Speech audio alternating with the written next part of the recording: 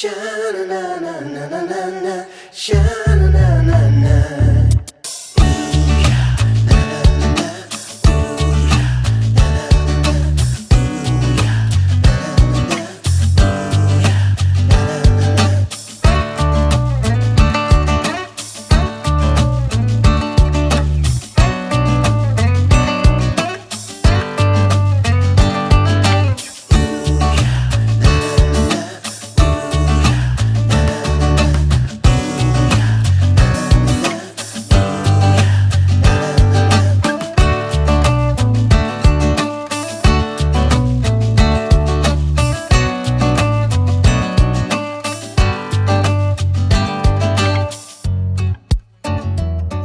Okay, welcome everybody. We're going to do a typing tutorial today for this 1965 Classic 12. This is the original gray color, and it is a fully manual typewriter with a 12-inch carriage. So let's go ahead and get started. I'll start with the back and move forward.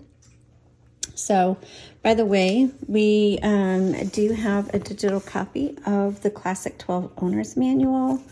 If you would like one, that is going to be on our website. And our website is jotandtilltypewriters.com. All right, so right here is your paper holder, and that just helps keep your paper up and straight. Your margins have to be set manually, and you just press and drag right here. That's what you do. Okay, so this is, again, your carriage. If you're not new, I'm just going to assume that most of you who are watching are not familiar with typewriters. And if you are, just bear with me a little bit. But this is your carriage. This is where you're going to be loading your paper, and we'll do that here in just a second, right here. The carriage moves from side to side, and so to move the carriage manually, there's a lever on each side. Doesn't matter which one you pull, and you just pull it forward, and you just go back and forth. Now, the carriage is only going to move as far as you have your margins set. So if we bring it in really small, it's just going to go there versus coming all the way out here, okay? And that bell is to let you know, hey, you're getting within a couple characters of your right margin. You need to hit your return handle. And so that's what the bell is for. Excuse me, my throat is dry. Here we have our platen. It's also the ruler, but it's called the platen. And that is where you're going to put your paper right here. And then you just turn the handle, and that will pull around the roller there for you. Now make sure it's underneath this metal bar. I'm sorry, I'm really shaking the table today. Because that keeps that paper taut against the roller. Now I did it nice and even, but sometimes when you load it, it's really crooked, and that's where this little handle right here comes in handy. This is a paper release. You just pull that forward. You can adjust your paper if it's crooked, and then you just re-engage it, okay? And it needs to be re-engaged before you actually use the typewriter, or else it's not going to work properly. Over here on the left side, you'll see a 1, 2, and 3, and that is your line selector. So right now, when I hit the return handle, it's going to advance 1 line, 2, 3. And so when you hit the return handle, it does 2 things. It advances lines, but you need to push on it hard enough so it'll take you to the beginning of your line, okay? While we're talking about line selectors and return handles, there is a button, and you're not gonna, I can't, let me see if I can tip this up a little bit. There is a silver kind of button or tab right there, and it's only on the left side. It is not on the right side. And what that is for, let's see if I can get this, is when you turn the handle, you'll hear it click, and that clicks every half of a line. But sometimes you want it, it's like you want to get right in between that. And so to do that, you just pull on that, and you'll hear it snap, and it's like a variable spacing or aligner, variable aligner, however you want to call it. And then you can kind of position your paper exactly where you want it. Then make sure, again, just like the paper release, you re-engage, or else it's not gonna, the typewriter is not gonna advance, or yeah, it's not gonna advance properly. Okay, let's go ahead and we're gonna open up the inside and take a look at the ribbon. All right, so what you do is, first of all, move your carriage to the left. I like to make sure that the handle, the return handle, is nowhere near the cover, because when you pull this gently forward, it lifts it up just a little bit. And if your handle is there, it's gonna scratch the top of your typewriter. So some typewriters actually have little scratches either here or here, and that's from that handle. Okay, inside you'll see your ribbon. This is a universal ribbon. They're very easy to find. You can find them on Etsy, eBay. On our website, jotandtittletypewriters.com, you can get just an inexpensive plastic spool with about 20 feet of ribbon on there.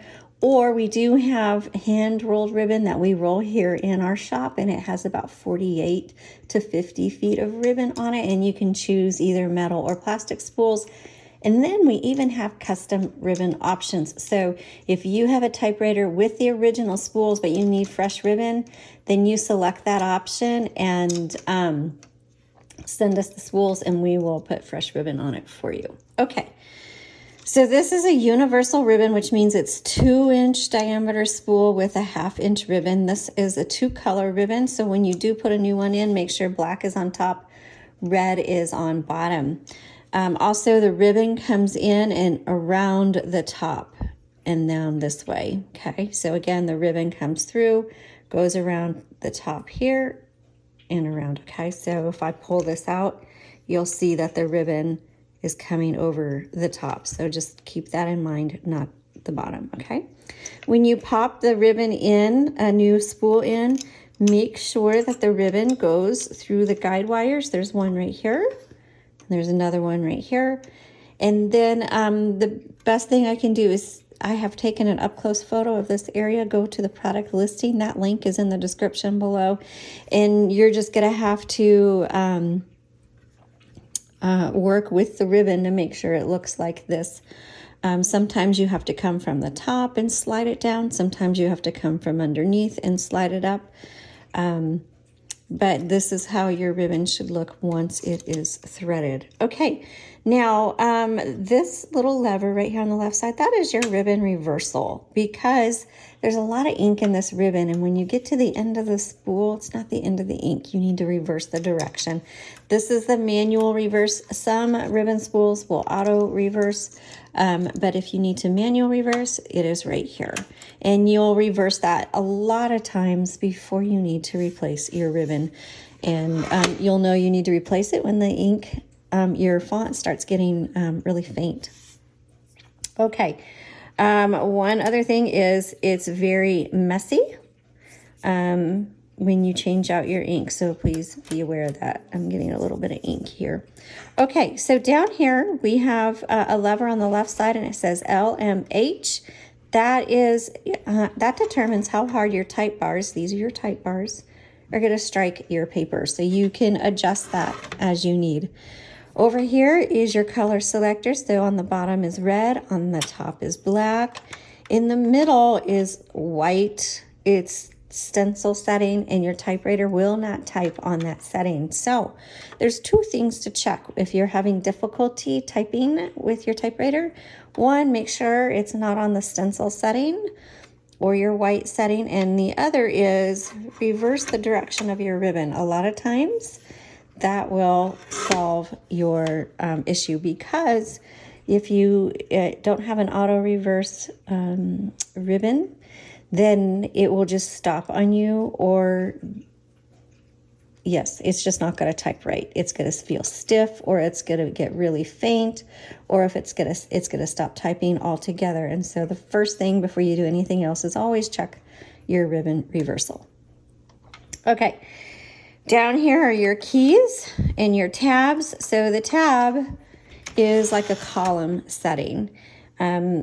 A lot of people don't use it, but some people like to. So the tab, when you hit that, should go to, there's a tab setting right there, and you can clear that.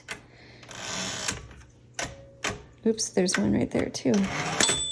And so it cleared the tab that I had set. Let's set one right here. So you press set. And there I've set a tab.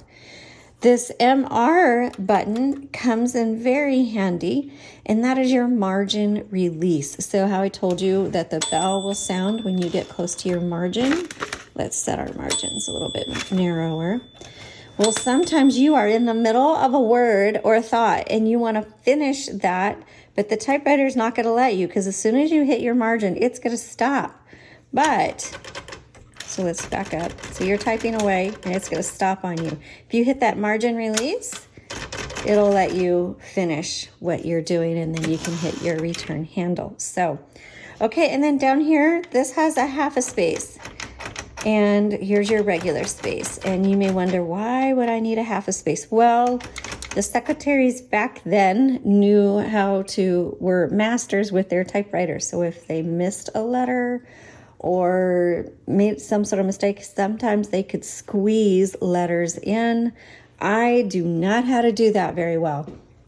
But there are old vintage booklets that actually teach you how to utilize this half space to kind of make some corrections in your typing. But for most of us, when we make a mistake, you just X through it, line through it, and then retype it. And it's okay. You're going to have to just embrace your mistakes.